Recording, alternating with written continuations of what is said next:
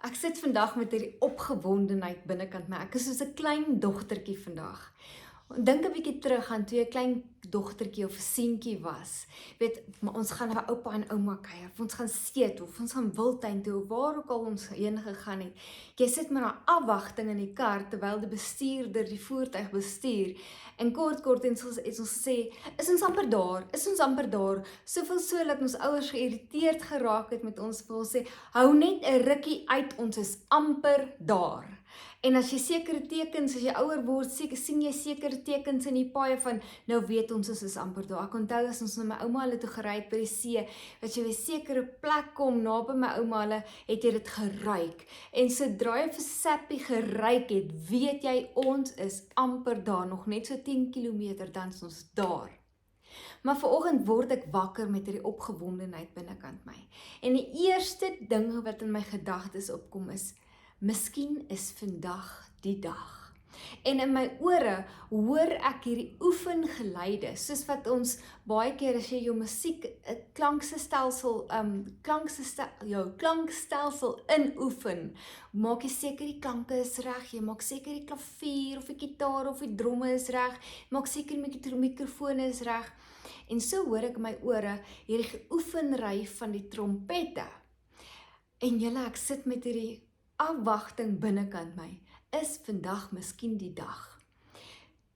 En ek sit en dink, Here, ek is so opgewonde. Ek sien alles in die tekens van die tye. Dit vat my toe nou terug, na 'n paar jaar terug, of nie 'n paar jaar nie, 'n hele paar jaar terug. Dink met die verkiesings in 1994. Almal was in rep en roer. Weet, ons het blikkies kos bymekaar gemaak, ons ouers het dit bymekaar gemaak, ons het seker gemaak as die wapens reg, is die huise reg. Baie huise het hierdie ondergrondse skuilings gemaak. Weet, maak seker, ons is reg vir oorlog. Ons is reg vir oorlog, ons is reg vir hierdie ding wat kom.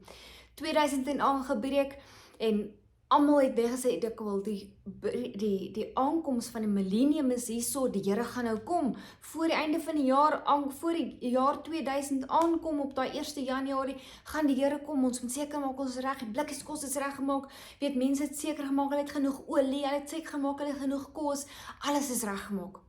En toe kom COVID. En weer eens het ons sê, wel, nou, dit is nog 'n teken van die tye, die Bybel sê tog, daar gaan siektes en pla wees en al hierdie goeters gaan gebeur en ons gerugte van oorlog in die agtergrond en almal maak seker, ons toegesluit in die huise, die koms van die Here is hier en vrees het in mense opgekom, weet, ons het nie geweet wat lê voor vir die dag van môre nie. En hier sit ons 4 jaar later, ek kyk so deur die memories van Facebook, en kyk die simpel goed wat die grappies wat ons aangevang het, weet, net om mekaar besig te hou.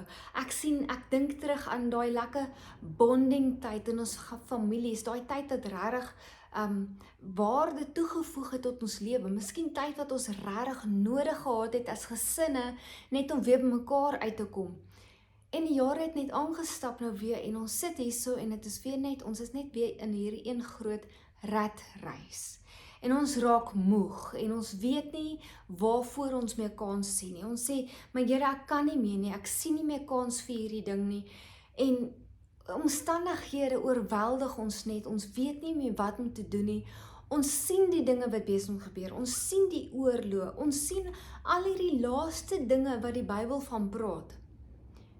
Gister, ek was besig in 'n klas gewees en Ankie kom ingehardloop en sy sê, mamma, ek wil jou nie onderbreek nie, ek wil net vir jou sê, ek is by die huis, maar ek gaan gou weer ry, want my kar gaan my nie meer ver vat nie, ek moet net eers gou petrol volmaak, want ek gaan nie môreoggend genoeg tyd nie. Sy sê uit en sy kom terug. En terwyl ek so dink aan hierdie opgewondenheid binnekant my, onthou ek gister toe sy sê, maar ek moet net eers gou gaan volmaak, want ek gaan nie meer ver kom nie, en ek moet reg wees vir skool, ek kan nie op die pad tyd vermors deur nog om te gaan petrol volmaak nie. En ek dink so aan die geval van die 10 maagde, van die 5 wat reg was en die 5 wat nie reg was nie, die 5 wat vaak geword het, en dit sê dit in Matteus 25, en wat gou vir jou lees. Hy sê, en terwyl die bruidegom talm om te kom, het hulle almal vaak geword en aan die slaap geraak. Hoe geneig is ons om vaak te raak en aan die slaap te raak, want ons word so oorweldig met omstandighede. Ons raak moeg om te bid. Ons raak moeg om daai bietjie ekstra moeite te doen vir koninkrykswerk. En ek wil vandag vir jou sê, om te bid is moeite. Om jou Bybel te lees is moeite. Om iets te gaan doen vir jou medemens is moeite en dit vat iets van jouself. Ek hoor vanoggend 'n baie mooi ding. Om te vergewe is die grootste teken van opoffering. Dis 'n grootste tekening van grace, van genade toon aan iemand anderste wat jy ooit in jou lewe vir jouself kon verwag het. Vandag het die dag dalk gekom dat jy dit nodig het om te gaan vergewe. Jy het nodig om te gaan regmaak met iemand. Jy het nodig om te gaan regmaak met die Here. Want die koms van die Here is naby.